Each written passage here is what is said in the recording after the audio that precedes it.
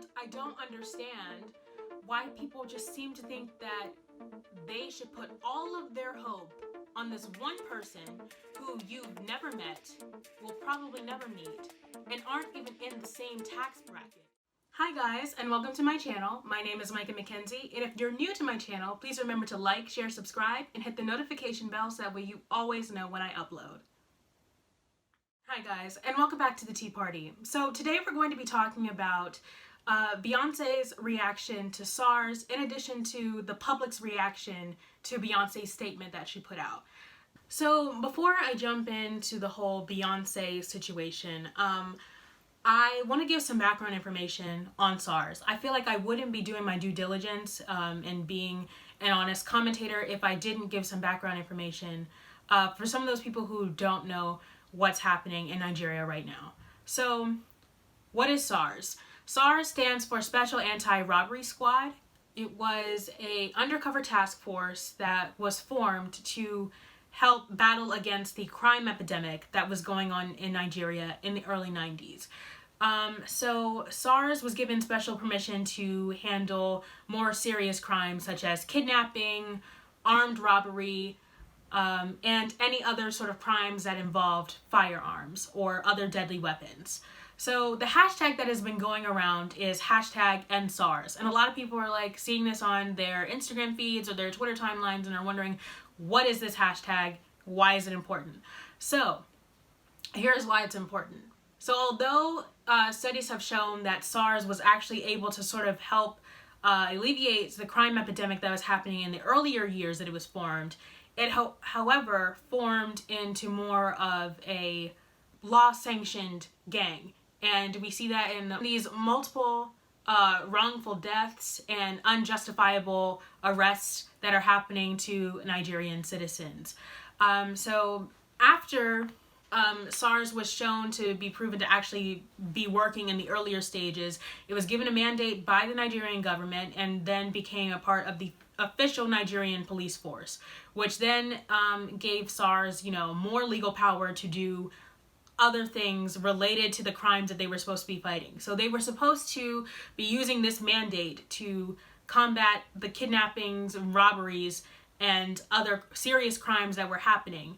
But of course, when, the more power you give to the police force, the more likely they are to abuse it. And that is exactly what happened. So instead of focusing on those more serious crimes, they started harassing citizens by putting up roadblocks, so random check-ins, and as we can see, there's been a lot of unjustifiable arrests. There have been multiple killings of innocent Nigerian citizens, a lot of harassment, a lot of and other things of that nature that have been happening to innocent Nigerian people simply just trying to exist. And the thing that was really the catalyst for these protests that were happening, and I just want to say that protests were happening way earlier before this. It's just now getting attention due to the level of intensity of the protest. So on October 3rd, there was a video of an seemingly unprovoked and wrongful killing of a Nigerian citizen by a SARS officer. And after seeing this video, lots of Nigerians went out to the streets and started protesting. And as a result, the Nigerian government said that the video was fake and then arrested the person who took and posted the video, just leading to more protests as a result of that person's arrest.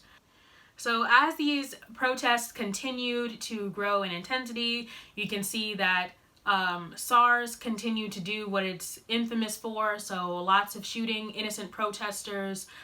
They've also been known to be putting hits on protest leaders.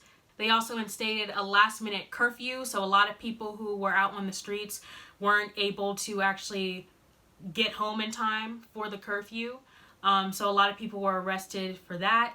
And they've also been known to be interfering with internet access and like street lights and people's access to electricity to try and, put a lid on the pot to make sure that this information or the situation that is happening doesn't reach other areas of the world.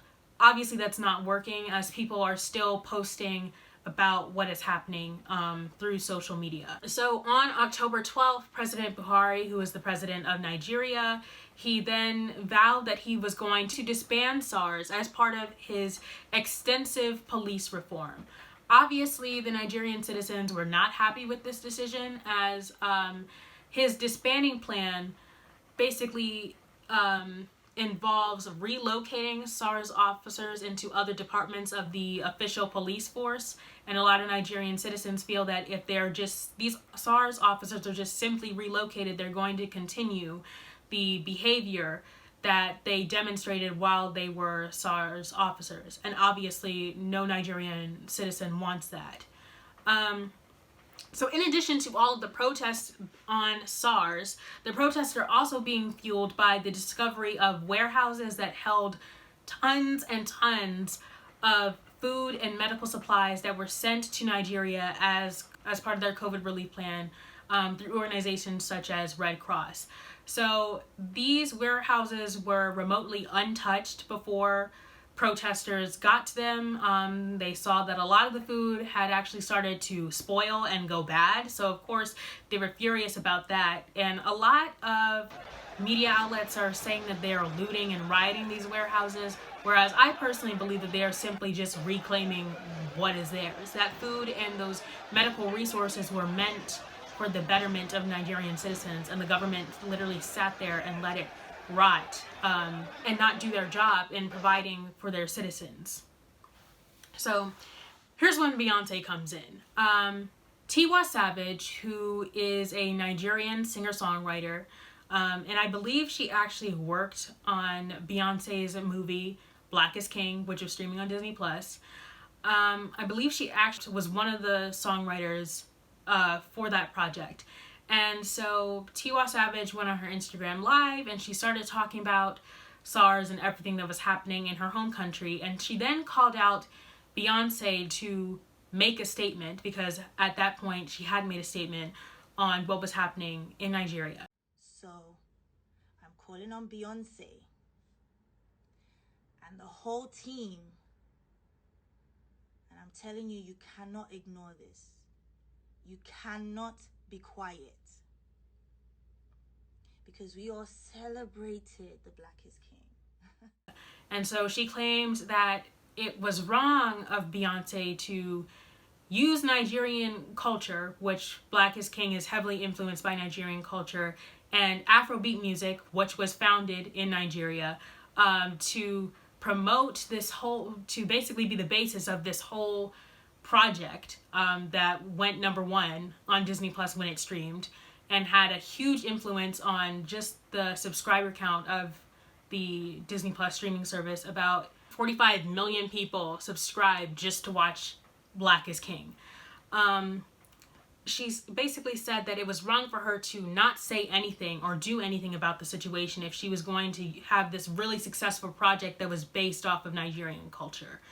And so later that night, Beyoncé then posted on her Instagram, and I will put it over here, the post over here, and she basically just says that she donated to the youth organizations that were helping youth protesters in Nigeria. And this is very important that it's specifically youth, because slightly more than half of Nigeria's population identifies as youth. So that's about 20 and under, which is a lot for a country to have more than half of their citizens identify as youth. Now, here are my problems with this. I feel like in this age of social media culture, we forget that celebrities are people just like us, and they can post whatever they want on their social media feeds. So if they want to talk about SARS, they can post it. If they want to talk about Black Lives Matter, they can post it. They can also choose not to post it. And I don't really understand why people get so mad when celebrities don't post about every single issue that they themselves are passionate about.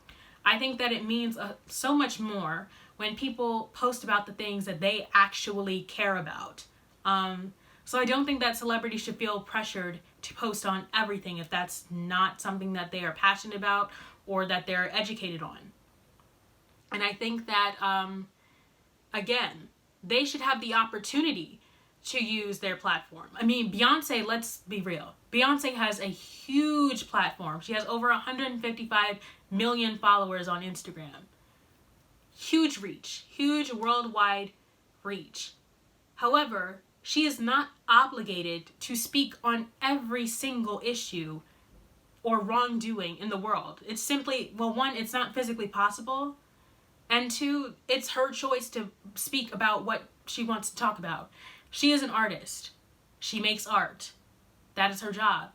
And sure, art can be influenced by the issues that are happening in the world. But Beyonce is not a politician.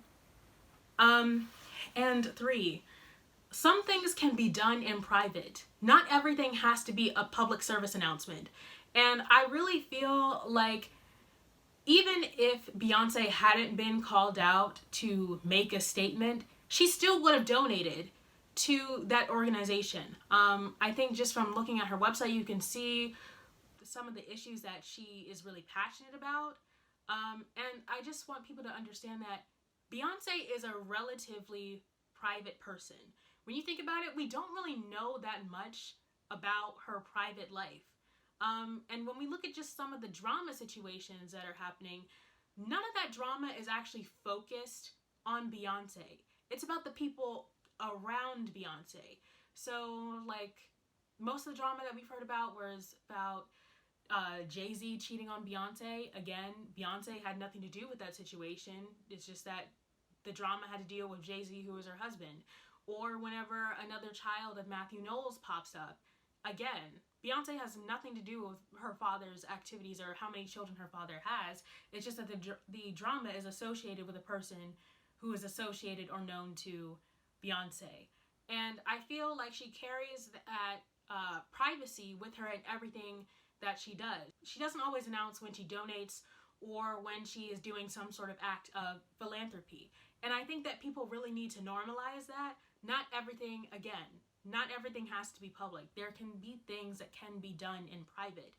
And honestly, I feel like the people should be valuing things that are happening behind the scenes as well. I would much rather have someone be helping behind the scenes and truly mean it and being passionate about what they're doing than having someone who is just giving you lip service and doing absolutely nothing about what they claim they're doing.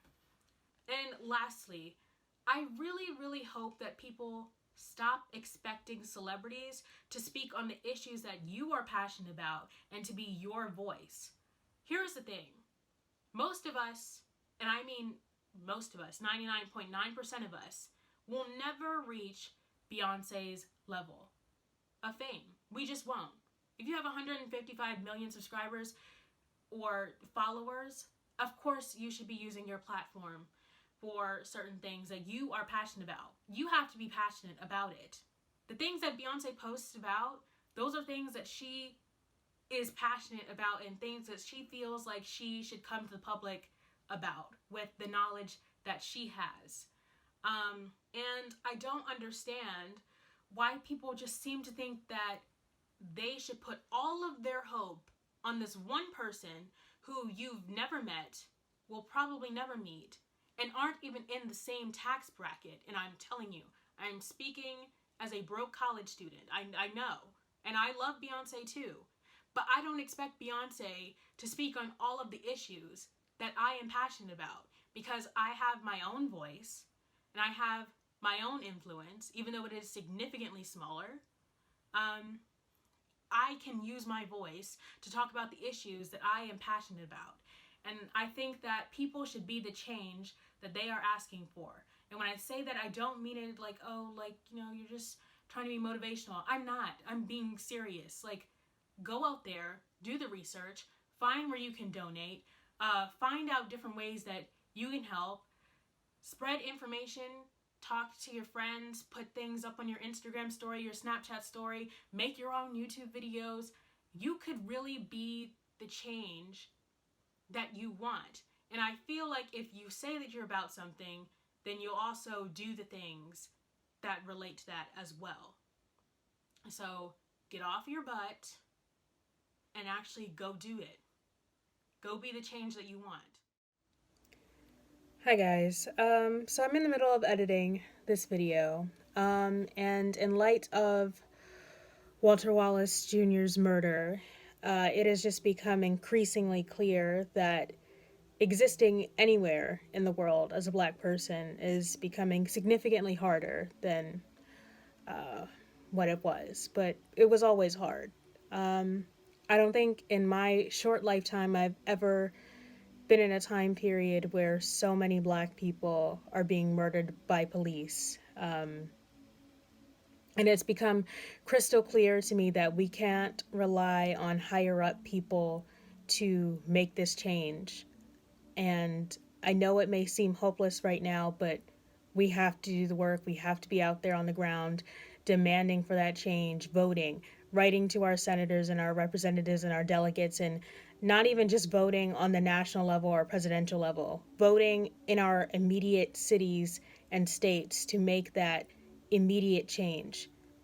The big change won't come quickly, but if we can make small, immediate changes and just in communities and build into cities, it'll create a ripple effect. But I encourage you all to research, find places to donate, educate yourself on issues that you're unaware of, and spread your knowledge to everyone else. And just go out there and do the work.